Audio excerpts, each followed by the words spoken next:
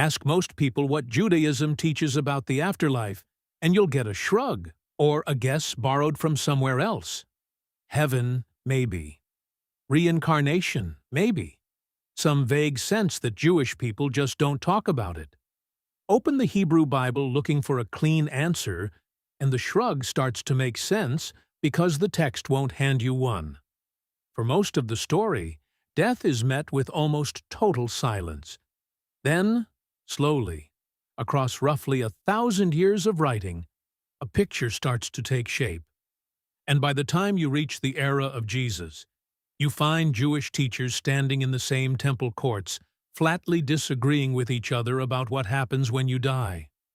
That's not confusion. That's a conversation, laid down in layers, the way a mound of earth holds 1,000 years of a city, in bands you can read if you know how to dig. So that's what we're going to do. Not one verse pulled out and magnified, the whole excavation, top to bottom, layer by layer, so that by the end you can see how these beliefs developed, and why the Jewish debate over resurrection matters so much when Jesus enters the story. Start at the bottom, because that's where the oldest material sits, and it will surprise you how little is there. Open the Torah, the historical books, most of the Psalms, and you will not find heaven and hell. You will find one word doing almost all the work: Sheol. Jacob, told his son Joseph is dead, says he will go down to Sheol mourning. The word doesn't mean torment, and it doesn't mean paradise. It means something closer to the pit, the grave, the shadowy underworld where the dead simply are. Job, in his own agony, describes it as a land of darkness and deep shadow, a land of gloom, chaotic, where light itself is like darkness. The Psalms are just as blunt. In death there is no remembrance of you, one psalmist writes. In Sheol, who will give you praise? Ecclesiastes goes further still. The living know they will die, but the dead know nothing at all. No reward, no punishment, not even memory. This appears to be the dominant picture in many of Israel's earlier texts, though scholars debate how fully Sheol corresponds to the grave, an underworld, or both, and it treats the afterlife the way you'd treat a wall at the edge of the map. Everyone goes there. The righteous and the wicked both end up in the same shadowy pit. There is no moral sorting at this stage, no separate rooms, no verdict handed down at the gate. Kings and slaves, the faithful and the wicked, all described using the exact same handful of grim words. And that absence is itself a message. In this earliest layer, blessing means something almost entirely this worldly. Long life, land, children, your name carried forward by your descendants, a good death surrounded by family at a ripe old age. The reward for a faithful life was a full life, not a good afterlife. Death was simply the ending, and the text, for a long time, seemed content to leave it there. It's worth sitting with how strange that is next to the world Israel's neighbors lived in. Egypt built its entire civilization around elaborate preparation for the next life. Tombs stocked with provisions, spells inscribed on walls to guide the soul past its judges. Mesopotamia had its own underworld mythology, dark and richly imagined. Israel's earliest writing does almost the opposite. It says remarkably little, and what it does say refuses to romanticize what's on the other side of the grave. One quick note on the word itself, because it gets flattened in translation more than almost any other term in this study. Sheol does not map neatly onto the English word hell. Depending on the passage, it can evoke the grave, the shadowy realm of the dead in general, or the deathward depths from which only God has power to rescue someone. Keep that word in mind, because 3 more terms are going to enter this story later, and people mix all 4 together constantly. Sheol from the Hebrew Bible. Hades, the Greek word later used to translate Sheol. Gehenna, a judgment image drawn from an actual valley outside Jerusalem, and Olam Haba, the rabbinic phrase for the world to come. They are not interchangeable, and watching where each one enters the story is part of what makes this excavation worth doing carefully. One more caution before we start digging deeper. These layers are not clean replacements, as though one belief simply vanished the moment a newer one showed up.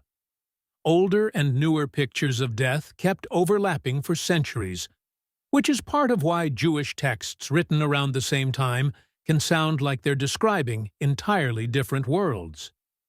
But even in that oldest layer, there are cracks in the floor, small and strange, and they matter because they refuse to accept Sheol as the final word. Enoch walks with God, Genesis says, and then he was not, for God took him. No death scene, no grave, just an absence where an ending should be. It's one of the shortest biographies in the whole Bible, and the shortness is the point. A life that simply doesn't end the way every other life around it ends. Centuries later, Elijah doesn't die either. A chariot and horses of fire separate Elijah from Elisha, and Elijah is taken up in a whirlwind. Elisha watches him disappear, and although others search for Elijah afterward, no body is found, and no grave is established. These are anomalies, deliberately strange, sitting inside a worldview that otherwise assumes everyone goes down into the pit. A psalmist picks up that same thread and pushes on it. "You will not abandon my soul to Sheol," he writes, "nor let your faithful one see the pit." Another psalm, wrestling with why the wicked prosper while the righteous suffer, ends with a line that doesn't fit the flat theology around it at all. God will ransom my soul from the power of Sheol, for he will receive me. That word receive is the same word used for Enoch, the same current running underneath both texts. Nobody in this layer is building a doctrine. They're pressing on a door that Sheol was supposed to keep shut, and finding, here and there, that it gives a little. There's something worth carrying with you from this earliest layer before we move past it.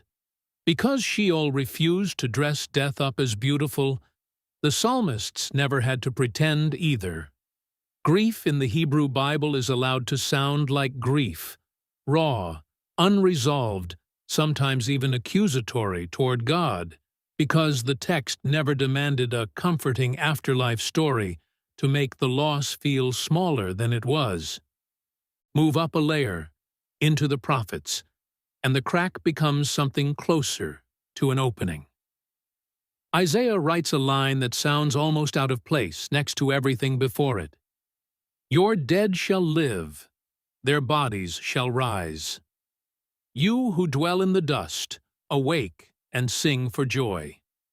Isaiah's language here is sometimes read as national restoration, sometimes as a hope about individual resurrection, and sometimes as language deliberately capable of carrying both meanings at once. Ezekiel gives you the picture everyone remembers, a valley full of dry bones, and God's breath moving through them until they stand up as a vast army. In its original setting, that vision is about Israel's national restoration after exile, not explicitly a private hope about your own grave. But watch what happens next in Jewish history. Later readers can't leave that image sitting only in the national sense. Once you've pictured dry bones standing up alive, the image is loose in the world, and it starts attaching itself to individuals too. Then comes the clearest line in the entire Hebrew Bible, and it comes late, from Daniel, written to a community suffering under brutal persecution. "Many of those who sleep in the dust of the earth shall awake, some to everlasting life, and some to shame and everlasting contempt." That's it. That's the moment the door swings fully open. Not everyone ends up in the same shadowy pit anymore. There's a waking up, and there's a moral sorting attached to it. Reward for some, shame for others. Many modern scholars place Daniel's final form in the 2nd century before Christ, during the persecution under Antiochus IV, while traditional Jewish and Christian readings place Daniel's setting and authorship centuries earlier. Either way, the book presents resurrection hope in the context of faithful people, threatened by oppressive kingdoms, and that context is what matters most for our purposes. This clearest resurrection text in the whole Hebrew Bible arrives precisely where Israel is being crushed by an empire hostile to people staying faithful. Notice where this hope becomes clearest, not among people insulated from death, but among people being asked whether their faithfulness is worth dying for. Resurrection answers a moral problem as much as a biological one. If the faithful can be murdered without any vindication, can death be allowed to leave God's justice permanently unfinished? When the world seems to prove that faithfulness doesn't pay, that's exactly when the hope of a future waking up gets sharpest. This is also where the vocabulary can become confusing, so it's worth pausing to sort it out before we go further. When the Hebrew scriptures were translated into Greek, Hades commonly represented Sheol, so it initially carried much of that same general realm of the dead meaning rather than a place of fiery torment. Gehenna developed separately out of the Valley of Hinnom outside Jerusalem and became an image of divine judgment. In later Jewish usage, the related term Gehinnom was often associated with temporary purification rather than endless punishment. Hades and Gehenna, in other words, shouldn't automatically be treated as two names for the same place, even though English translations sometimes blur them together. The centuries just before Jesus are where the excavation gets crowded, because this is where Jewish writers, wrestling with the same question from every direction, start filling in the picture Daniel had only sketched. 2nd Maccabees tells the story of a mother and her 7 sons, tortured to death one at a time for refusing to break Jewish law. And as each one dies, he says something remarkable. "The King of the universe will raise us up to an everlasting renewal of life," one of them says, "because we have died for his laws." Another, as he's dying, holds out his own hands and tells his executioners that he expects to get them back from God. This is bodily resurrection, stated as plainly as language allows, and it's stated by people with nothing left to lose. Notice what these martyrs are actually insisting on with their own bodies, held out to their executioners. Their emphasis goes beyond the survival of the soul. They expect the very bodies being mutilated by their persecutors to be restored by God, making bodily vindication central to their hope. Other writings from the same general period, like the Wisdom of Solomon, reach for a different vocabulary, closer to the Greek world around them, talking about the soul's immortality rather than a body standing back up out of the ground. So by the time you reach the century before Jesus, Judaism is holding two related but genuinely different emphases side by side. One stream emphasizes the bodily resurrection expressed most clearly in Daniel. Another, expressed through vocabulary also familiar in the Greek world, emphasizes the soul's continuing life. These ideas could compete, overlap, or eventually be combined, rather than remaining two entirely separate sealed-off systems. Both keep circulating in different communities, sometimes in the same community, right up through the writing of the New Testament. And that mixture hardens into open disagreement once you reach ground level, the actual religious groups standing in Jerusalem in Jesus' own lifetime.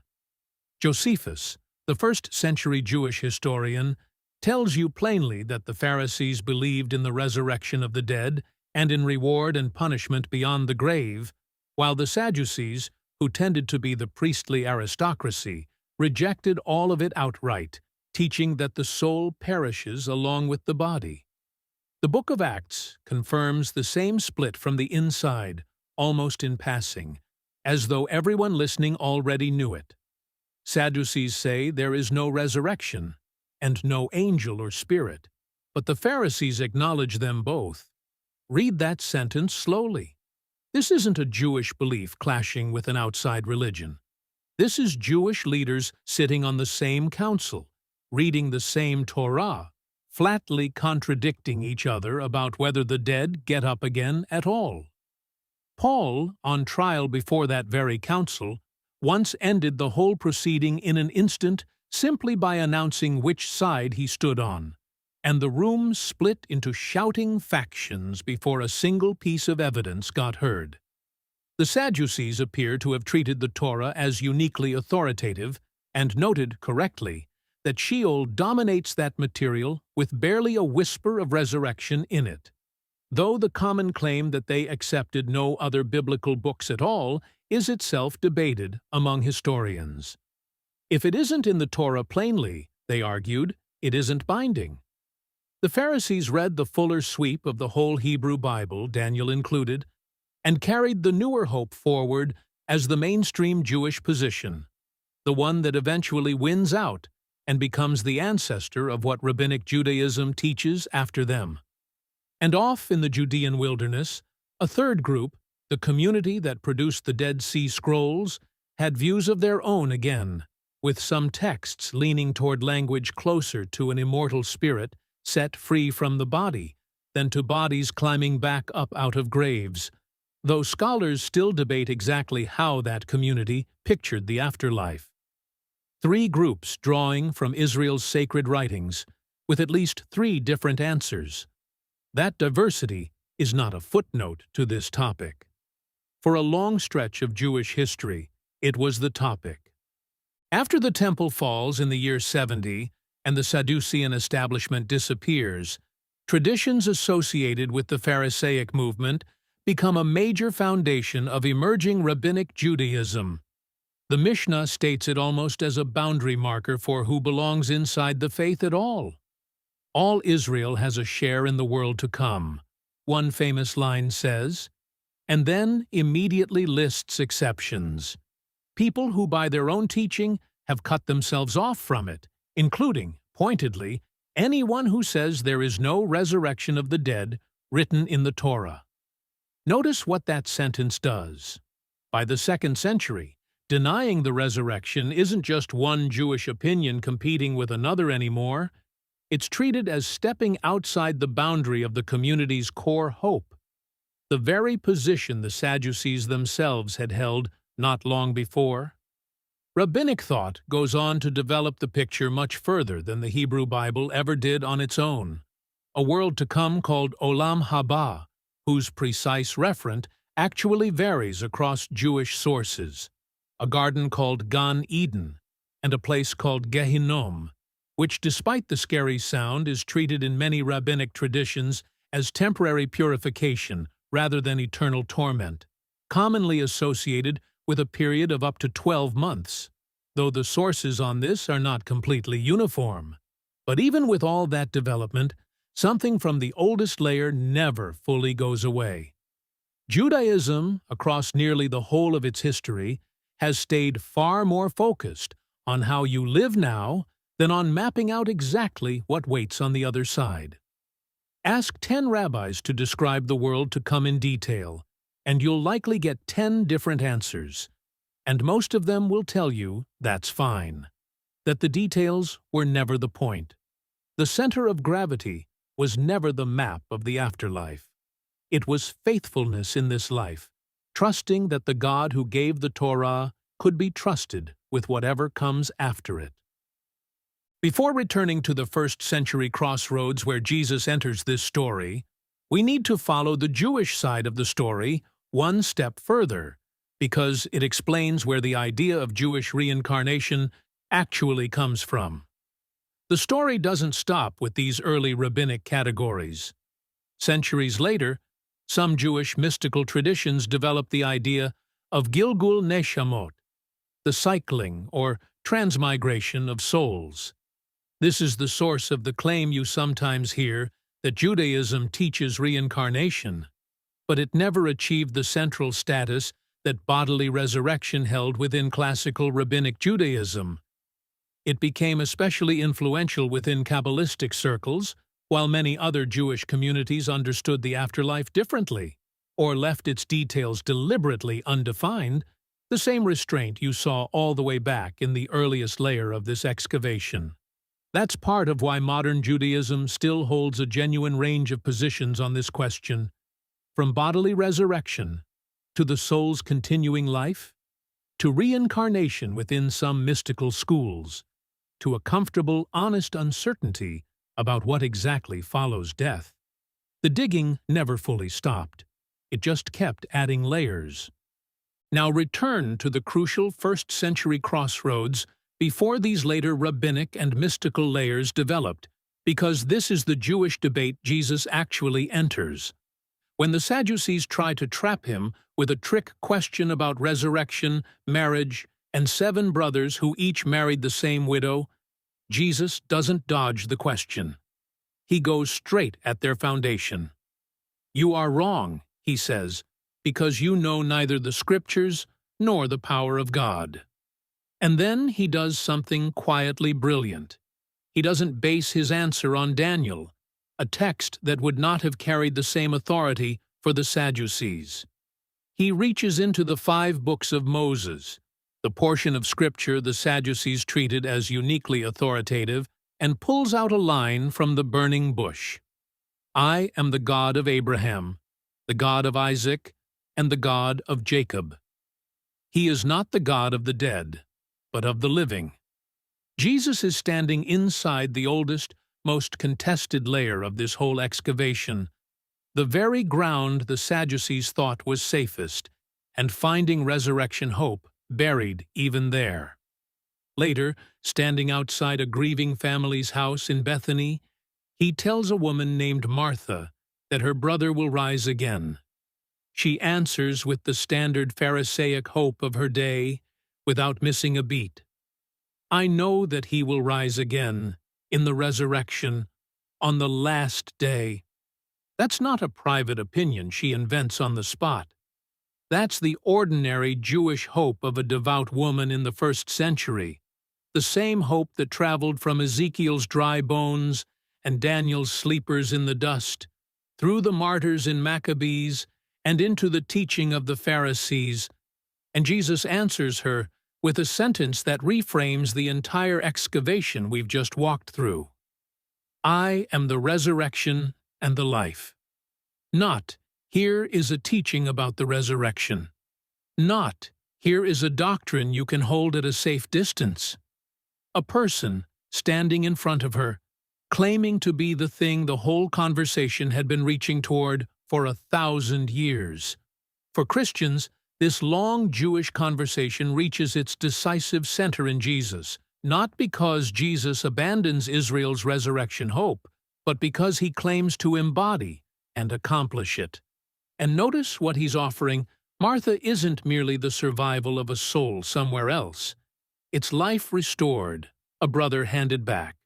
The same shape of hope Daniel's persecuted readers and the martyrs in Maccabees had been straining toward the whole time.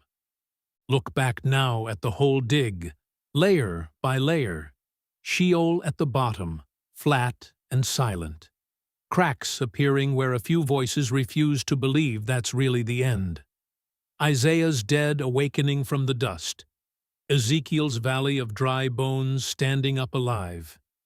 Daniel's waking sleepers, some to life, some to shame, arriving exactly when the suffering was sharpest. The martyrs of Maccabees holding out their hands, expecting to get them back. Pharisees and Sadducees standing on the same ground, reading the same book, unable to agree on what waits at the bottom of the grave. Sheol was the honest first word. Death is dark, grievous, and beyond human control, and the text never pretended otherwise. But it was not the last word. Across generations of suffering, hope kept pressing back through the ground, older and newer pictures overlapping the whole way, until, in the Christian reading of this long story, resurrection was no longer merely an expectation. It had a name, and it stood in front of a grieving woman named Martha, on 2 feet. If this gave you a map of how this belief was actually built, leave a comment with what surprised you most, and send it to someone who's been sitting with a question about what waits after this life. Even one word from you can reach someone this video never could. May the God who is not the God of the dead, but of the living, meet you wherever you're standing in this right now.